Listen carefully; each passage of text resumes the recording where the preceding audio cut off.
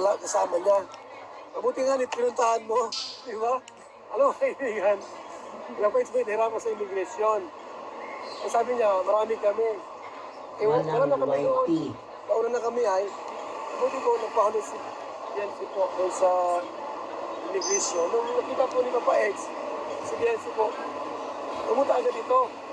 Ano kasi, nagkasalubungan sila paningin ay, ang daming masugit ninyo kay Papa Eds. Pares po kami yan. Pares din kayo. Pero okay na. Okay naman, no? Mamasyal Kasi pumunta din po siya ni Ate Edna sa interview. Makalingap, nung umalis na po kami, ang naiwan po ay si Papa Eds. Kasi masugitin yung sa immigration.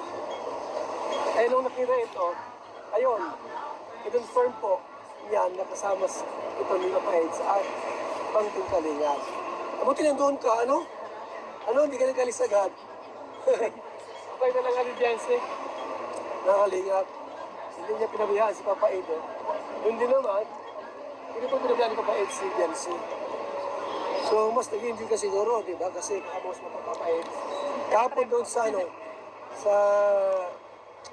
Anong laro yung kahapon? Punta natin? Sa Disneyland po. Kumusta man doon? Okay po kuya. Nag-ano para sa ako. Nag-film kayo? Nag-vlog po. Nag-vlog kayo? Nakaka- Masaya, no? Yung pagkain naman, kumusta yung mga pagkain na kinakain mo dito? Okay lang din po kuya Van. Hindi naman sumama ang tiyan mo? Hindi ako. Hindi naman, okay naman. Tubig, okay naman. Kasi sa ano po ako sa weather po siguro nag-ano po yung ano po. Nag-adjust ka, no? Kasi masyadong malamig dito ay. Yung balat ko po. Pero di ba sa tabing dagat, medyo malamig din naman? Mas malamig dito. Hindi po, mas malamig po dito kayo. Ha? Mas malamig po dito. Kaya nga, mas malamig dito, no? Compare doon sa inyo.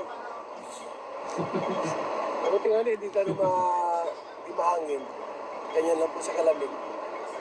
Kumakalinga pa. Kasama ko po si Bianci po dito sa Hong Kong. First time niya pong mag-travel po. So, tingnan po siya kung yung mga experience dito sa Hong Kong po. So, parang okay naman po. Wala sa mga, ano yung mga bad experience dito? Wala pa man. Wala po. Basta, masaya lahat. Ha? Ano na sila? Tara na. Oh, tara na daw. Nandun na sila. Hindi na pa.